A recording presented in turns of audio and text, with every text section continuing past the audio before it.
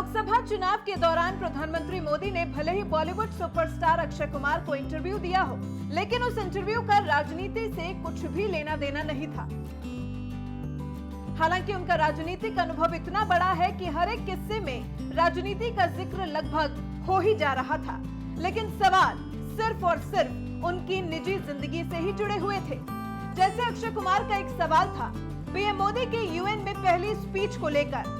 सवाल था कि जब वो प्रधानमंत्री बनने के बाद पहली बार यूएन में स्पीच दे रहे थे तो क्या वो नर्वस थे, जिस पर पीएम मोदी ने अक्षय को बताया कि उनकी प्रॉब्लम नर्वस होना नहीं बल्कि ओवर कॉन्फिडेंस है।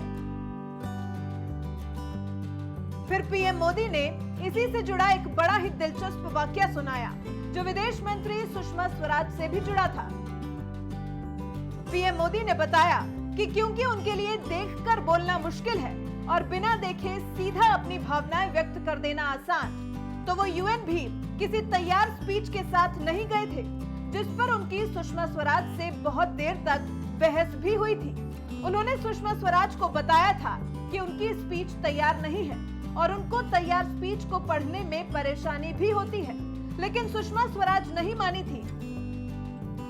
फिर उन्होंने अपने उन पॉइंट्स को गिनाया था जो उनको यूएन में बोलने थे, जिसके आधार पर स्पीच तैयार की गई थी और पीएम मोदी ने वो स्पीच पढ़ी थी।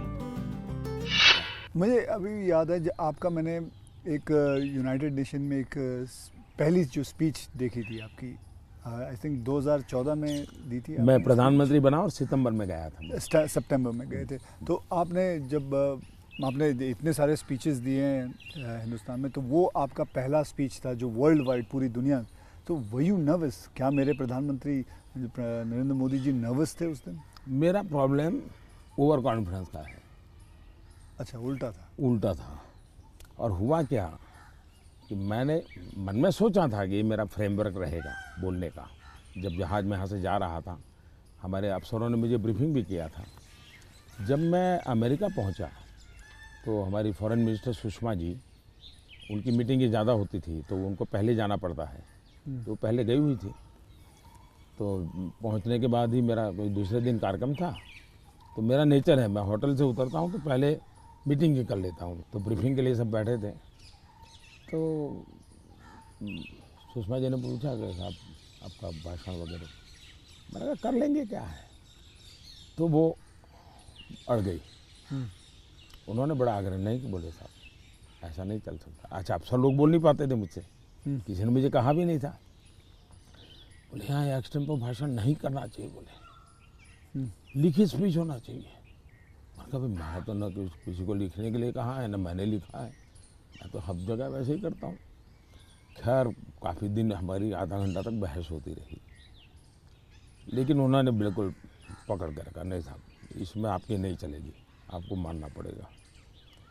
तो मैंने कहा क्या करेंगे ये? तो मैंने कहा मैं अपना बता देता हूँ मुझे क्या बोलना है। तो मैंने वहीं पर उस दिन मैंने कहा इसके आधार पर आप बना दीजिए। फिर वो स्पीच तैयार हुई। अब मुझे स्पीच प्रॉब्लम नहीं था, पढ़ना ही प्रॉब्लम था। मतलब पढ़ना यानी पढ़ कर के बोलना, वो मैंने कभी आपको देखा मुझे नहीं। बहुत दिक्कत होती है जी, बहुत दिक्कत होती है। मेरा थॉट प्रोसेस इतना तेज चलता है। तो मेरा वो पहला भाषण जो है, हाँ, वो पढ़ कर के मैं किया हुआ हूँ, यानी एक्चुअली पढ़ रहा हूँ मैं। आपने देखा होगा मेरे हाथ में कागज है।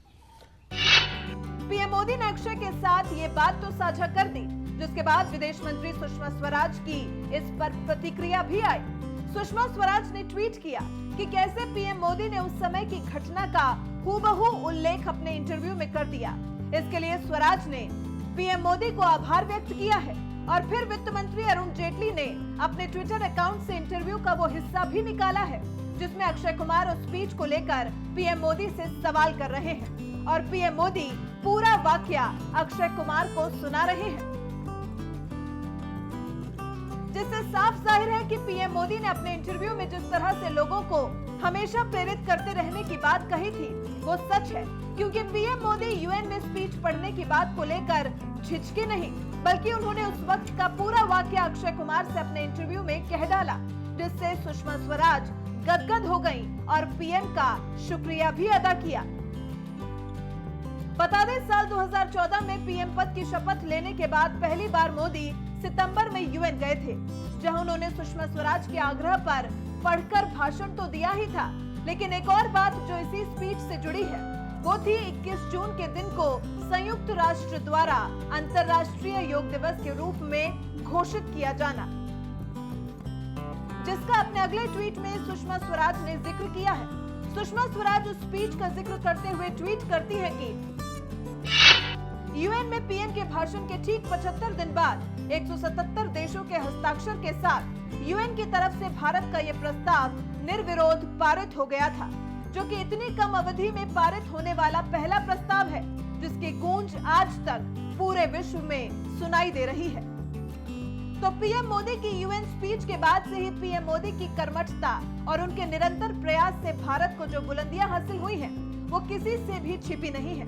सिर्फ योग दिवस के लिए ही नहीं, बल्कि मोदी सरकार के और बड़े कदमों की वजह से भारत का नाम आज देश दुनिया में बड़े सम्मान के साथ लिया जाता है और वर्ल्ड रैंकिंग में भी भारत की रैंकिंग में काफी सुधार दर्ज किया गया है।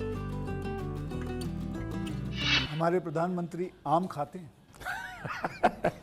ये भी उसका क्वेश्चन है कि आम खाते हैं, और अगर खाते हैं तो क्या काट के खाते हैं या ऐसे गुठली के साथ खाते हैं?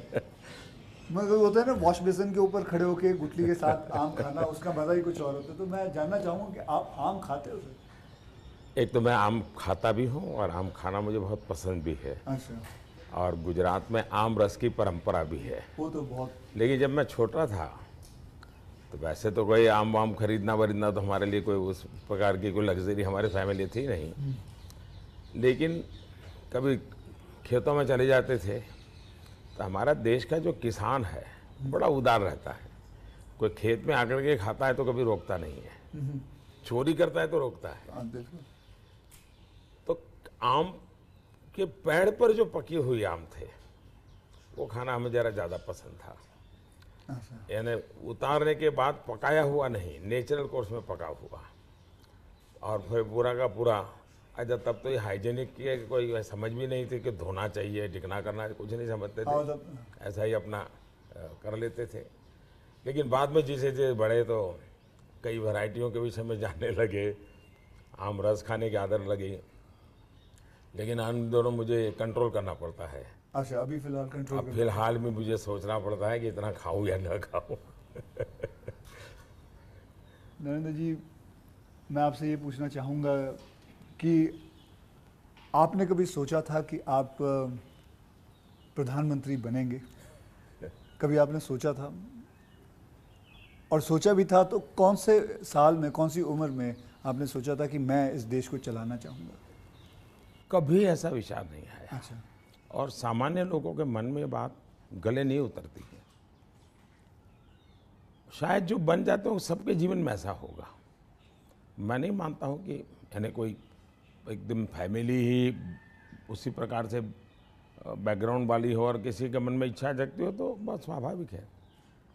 वरना मेरा जो फैमिली बैकग्राउंड है उसमें तो अगर मुझे कहीं अच्छी सी नौकरी की भी मिल गई होती तो शायद मेरी माँ अड़ोस पड़ोस के लोगों को गुड़ खिला देती कि चलो भाई बेटे को वहाँ नौकरी मिल गई, क्योंकि उससे ज़्यादा हमने तो कुछ सोचा नहीं था, गांव के बाहर कुछ देखा नहीं था। ये तो ऐसे ही यात्रा चल पड़ी और देश मुझे लेता चला गया। तो अपने आप ही बनते चले गए, सब कुछ जिम्मेवारी आती गई। बहुत ही मतलब नेचुरली रहा है इसमें। वैसे मुझे मेरी दृष्टि से, मेरे व्यक्तिगत जीवन की दृष्टि से अननेचुरल लग रहा है। क्योंकि मेरा बैकग्राउंड, मेरी दुनिया, आज की जो राजनीति का तौर तरीका, उसमें ये सब बैठता ही नहीं है जी। मुझे भी आश्चर्य हो रहा है कि देश मुझे इतना प्यार कैसे करता है और इतना सारा क्यों मुझे देता रहता है। जहाँ तक मैंने पढ़ा है आप सन्यासी बनना चाहते थे या आप सोल्जर या आर्मी में जाना चाहते थे, ऐसा कुछ भी? ये आपकी बात सही है, ये आपकी बात सही है। बचपन में मेरा एक स्वभाव था किताबें पढ़ना, लाइब्रेरी चला जाता था, तो बड़े बड़े लोगों के जीवन पढ़ना ये शौक़ रहता था। कभी फौज वाले यूनिफॉर्म में निकलते थे तो मुझे बड़ा देखता था, कभी बच्चे की तरह खड़े होकर के सैल्यूट कर देता था।